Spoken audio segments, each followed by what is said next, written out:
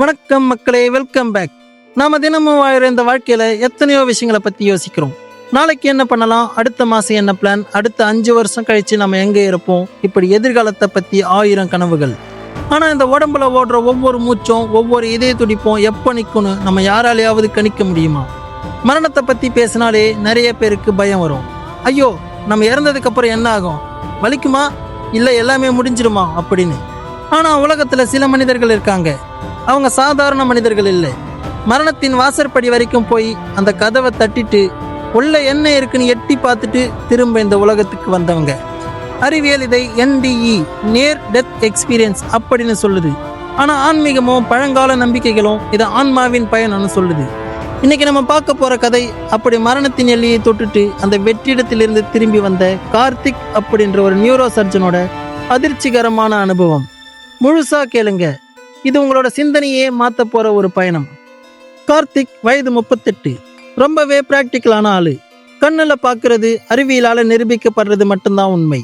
ஆவி, பேய், மரணத்துக்கு பின் வாழ்க்கை இதெல்லாம் வெறும் மனப்பிராந்தி அப்படின்னு சுத்தமா நம்புற ஒரு நியூரோ சர்ஜன். அன்னைக்கு மழை பெய்ந்த ஒரு சனிக்கிழமை இரவு, கார்த்திக் ஆப்ரேஷன் முடிச்சுட்டு தனுஷ்கோடி நெடுஞ்சாலையில பைக்ல வீட்டுக்கு வந்துட்டு இருக்கான். ரோட்ல கடும் மூடு பனி. திடீர்னு எதிரில் வந்த ஒரு ஹெவி லாரி டம்னு கார்த்திக்கோட பைக் மேல மோதுது. ஒரு பயங்கரமான சத்தம். கார்த்திக்கோட பைக்கு சுக்கு நூறா நொறுங்குது. கார்த்திக் தூக்கி வீசப்பட்டு தலையில பலத்த காயத்தோட ரத்த வெள்ளத்துல கிடக்குறான். அடுத்த சில நிமிடங்கள்ல ஆம்புலன்ஸ் வருது. அவனை அவசரமா அவனோட சொந்த ஆஸ்பத்திரிக்கே கொண்டு வராங்க. கார்த்திக்கோட சக டாக்டர்கள் ஓடி வராங்க. மானிட்டர்ல அவனோட ஹார்ட் பீட் பசிபிக் பெருங்கடல் மாதிரி அமைதியாகுது. கார்த்திக்கு மூளைக்கு போற ஆக்சிஜன் நின்று போச்சு. கிளினிக்கலி கார்த்திக் இறந்துட்டான். ஆனா அங்கதான் அந்த மிகப்பெரிய மர்மம் தொடங்குது. கார்த்திக் கண் விழிக்கிறான். ஆனா அவன் படுக்கையில் இல்லை. அவனால தான் உடம்ப உணர முடியல. கை கால் இல்லை, வலி இல்லை. அந்த விபத்தால ஏற்பட்ட பயங்கரமான வேதனை எதுவுமே இல்லை. ஒரு பேரமைதி, ஒரு விவரிக்க முடியாத விடுதலை உணர்வு. கார்த்திக் மேல மிதந்துட்டு இருக்கான். கீழே ஆஸ்பத்திரி ICU ரூம் தெரியுது. அங்க டாக்டர்கள் அவனோட நெஞ்சில ஷாக் கொடுத்து உயிரை வர வைக்க போராடிட்டு இருக்காங்க. ஒரு நர்ஸ் பயத்துல சிரஞ்ச கீழே தவற விடுறாங்க.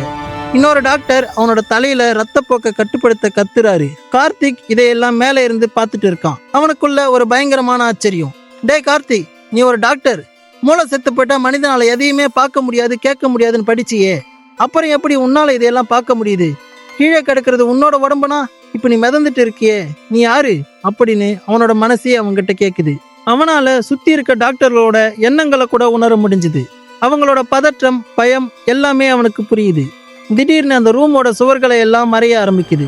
கார்த்திக் அந்த ஆஸ்பத்திரியை தாண்டி பல 100 கிலோமீட்டர்கள் தள்ளி இருக்கிற அவனோட கிராமத்து வீட்டுக்கு போறான்.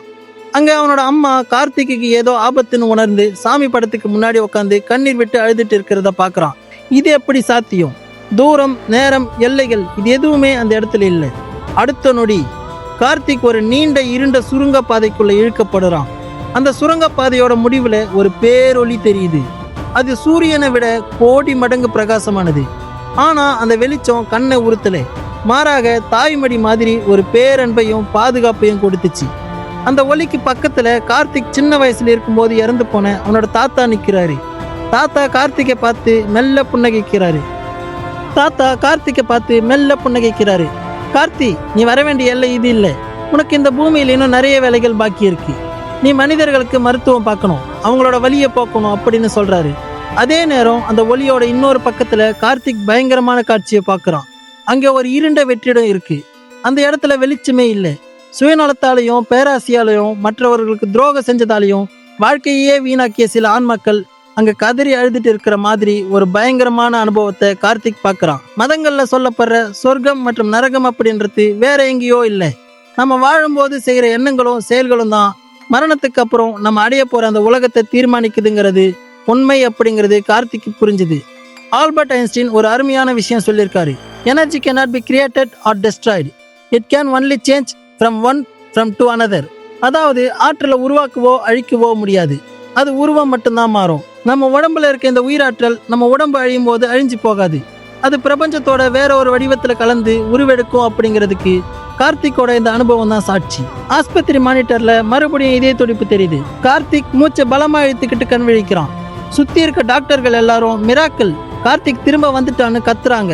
கண் விழிச்ச கார்த்திக் தம் மயக்கத்தில் இருந்தப்போ டாக்டர்கள் என்னென்ன பேசிக்கிட்டாங்க, நர்ஸ் எந்த பொருளை கீழே போட்டாங்க, தன்னோட அம்மா கிராமத்துல என்ன பண்ணிட்டு இருந்தாங்கன்னு எல்லாத்தையும் அச்சு பேசுறாம அப்படியே சொல்றான். அங்க இருந்த டாக்டர்கள் எல்லாரும் வாயடிச்சு போயிட்டாங்க. ஒரு சயின்டிபிக் டாக்டரால இதையெல்லாம் எப்படி சொல்ல முடிஞ்சதுன்னு அறிவியலால இன்னைக்கு வரைக்கும் விளக்க முடியல. இந்த சம்பவத்துக்கு அப்புறம் கார்த்திகோட வாழ்க்கை முற்றிலும் மாறி போச்சு. முன்னாடி இருந்த அந்த அகந்தை, பண ஆசை, தொழில்முறை போட்டி எதுவுமே அவன்கிட்ட இல்லை. ஏழைகளுக்கு இலவசமா மருத்துவம் பார்க்க ஆரம்பிச்சான். மனிதர்கள் கிட்ட அன்பா இருக்க பழகினான். ஏன்னா அவனுக்கு புரிஞ்சு போச்சு, மரணத்துக்கு அப்புறம் நம்ம கொண்டு போற ஒரே விஷயம் நம்ம மற்றவங்களுக்கு கொடுத்த அன்பும் செஞ்ச நல்ல கர்மாவும் மட்டும்தான் அப்படிங்கிறது.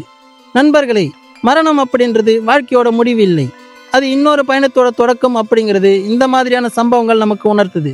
ஆனா அதுக்காக வாழ்க்கையில ஏதோ ஒரு சின்ன கஷ்டம் வந்துடுச்சுன்னு உணர்ச்சி வசப்பட்டு தவறான முடிவுகளை எடுக்கிறது மிகப்பெரிய முட்டாள்தனம். ஏன்னா இந்த பூமிக்கு நம்ம வந்ததே ஒரு குறிப்பிட்ட லட்சியத்தோட தான். அந்த லட்சியத்தை முழுசா முடிச்சுட்டு தான் நாம போகணும். நம்ம வாழ்ற இந்த காலத்துல யாரையும் காயப்படுத்தாம கோபத்தை குறைச்சிட்டு அன்பா வாழ்வோம். இந்த உண்மை சம்பவம் உங்க மனசுக்கு நெருக்கமா இருந்தா மறக்காம லைக் பண்ணுங்க. மரணத்துக்கு பின்னாடி வாழ்க்கை இருக்கு அப்படிங்கிறத நீங்க நம்புறீங்களா இல்லையா அப்படின்ட்டு கீழே கமெண்ட் செக்ஷன்ல சொல்லுங்க. இந்த மாதிரி சம்பவங்கள் உங்க வாழ்க்கையில நடந்தா நம்மளோட இன்ஸ்டாகிராம் பேஜ்ல DM பண்ணுங்க. மீண்டும் ஒரு சுவாரஸ்யமான கதையோடு உங்களை சந்திக்கிறேன். நன்றி.